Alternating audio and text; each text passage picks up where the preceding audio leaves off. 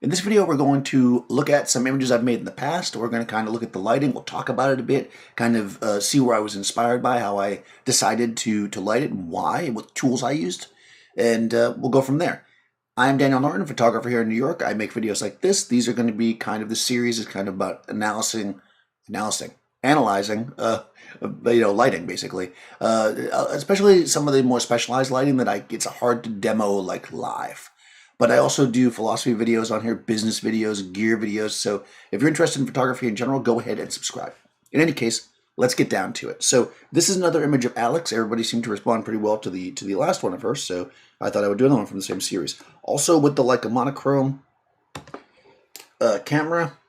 So this one I was getting my 90s vibe, my 90s black and white vibe on. This to me is like very much me showcasing a lot of my influences. I guess you've got the black and white. I always loved the black and white of Peter Lindbergh in the 90s. That was very kind of raw. And Ellen von Unwerth, who is amazing, who shoots these although her stuff's usually very out of focus. But anyways, she shoots this where she lets the models just kind of really be like free and a little sexual. So that's kind of where I'm going with this one. The lighting here is hard. Intentionally, the contrast is hard intentionally. It's very much an image that's supposed to feel like it's a moment happening, because it is, and that's the one thing I'll say about images like this. If you see and you like images like this and you're like, oh, I really like images like this is not the kind of image that you can make if you are the type of person who poses people down to the millimeter. If you're like, turn your hand like that, turn your face like that, you will never get images like this if you like this style. This is the kind of image that you have to have a trust in the subject, and they have to have a trust in you, and you have to work through it. You have to come into the moment. You have to feel it. You're moving with them. It's a very different kind of image, but you can still pull it off with good dramatic lighting. I see a lot of images in this style that have just terrible lighting. It's either super flat because they're afraid that the person won't get enough detail, so they light it really open and just like giant soft boxes, which to me doesn't really work for this style. Or they use on-camera flash, which is just, yeah, that style passed already. Move on. Anyways, this is 2 data lights, right? A lot of the stuff is going to be that I'm doing this series is going to be using my data lights. I've talked about that before. I really love them, and they are something that allows me to really shape the light. Now, if you don't have them, you can still work off the basic concepts of this. The data lights are essentially very small, focused, constant light sources. So if you're looking to do something like this, you want to probably use like the smallest bare headlight that you have. A speed light would probably be the closest for what most people have, especially if you have a rounded head one, it'll be nicer. Focused in, that'll be the closest you'll get to this, I think. One of the problems though with that is that you're going to want control, so you're going to want to either buy, if they make them for your speed light, or make out of like cinefoil some kind of barn doors, because I use barn doors a lot in these. It's all about putting the light exactly where you want it. So now this is, like I said, it's 2 lights. I mean, you can probably see where they're coming from. 1 light. Now, if you're ever curious, if you're trying to analyze, I did have somebody say in a couple of videos ago, and I've actually seen it a few times, somebody like, can you do a lighting diagram? I'm not going to do lighting diagrams. I started to do it, and I thought, I'm not going to do it, because part of what I want to accomplish in this series is to get you guys to be able to look at an image and start to figure out where the light's coming from. If somebody's always hand you a diagram, it's going to be hard for you to do it for yourself, essentially. So my trick, I will say, to figuring this out. People used to say, look at the catch lights, which is fine.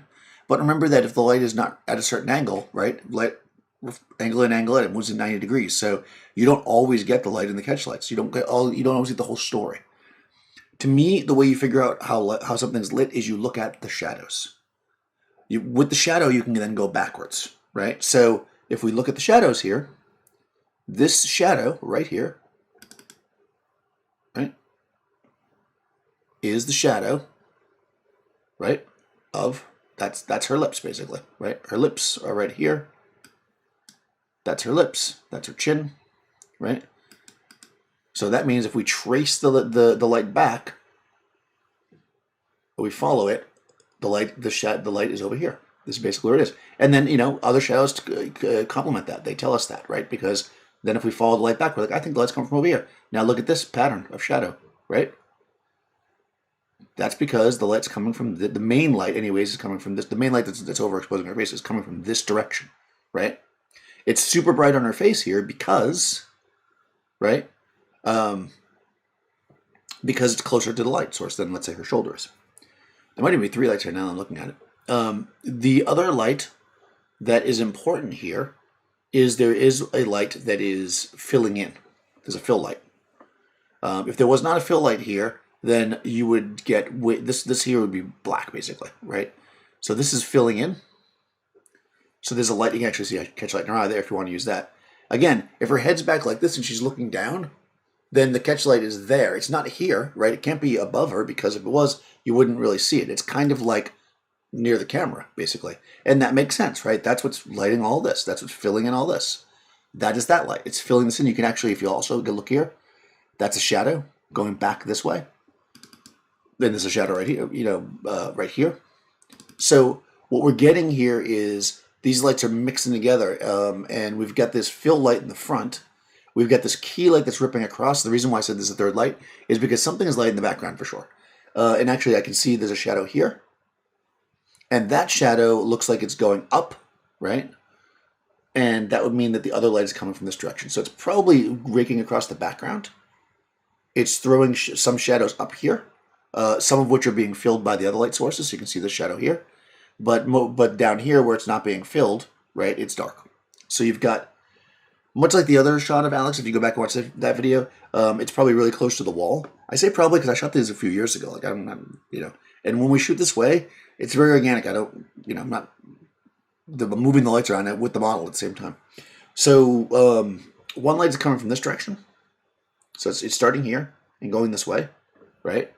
One light is coming from this direction. So you've got 2 lights, one high, one low, right? One's going from here. You can see my mouse, right? Can I draw on this thing? Yes, I can. One light is going like this, right? It's offset, of course. And one light is going like this. Like that. Okay? And then the third light is kind of in the front. It's just shooting, like generally filling in the front. And that's essentially what that's doing, right? That light is in the front, just making sure we don't lose detail. We don't want, because this is, to me, this is acceptably blown out because the rest of her has detail. If this was super white like this, and then the rest of her body was like black, it probably would not have been as successful. So you've got to think about your contrast levels, right?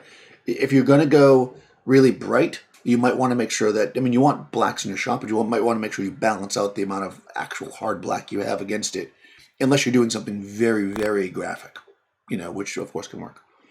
So yeah, and this one, again, 3 lights again, very simple. One of the things I do with this, maybe I will try to make a video where I'm actually shooting, but she's got her little, oh, you can actually see the lights there. Look, there's a softbox, and then there's the other light.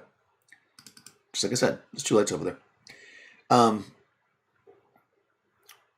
lost my concentration. That one light's okay. Anyways, what I want to highlight here, right, is that if we are working with our model, right, and we're going to be like try to get these kind of raw organic things, we probably are going to need to move our lights around a lot.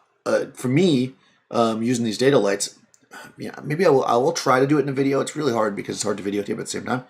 What I'm generally doing is I'm in a small space and I am literally like moving the lights almost like every 3rd or 4th shot.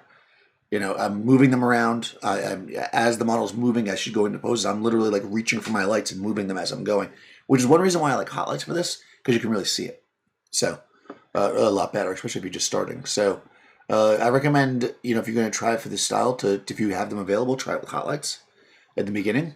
But yeah, there you go, guys. There's at least 3 lights. There's 1, 2, yeah, because you got that. This shadow's here. 3, yeah. Yeah, this one's like low and over, so that's this. It's reflecting there. The softbox is reflecting there, and then the other light's over here. So 3 lights, right?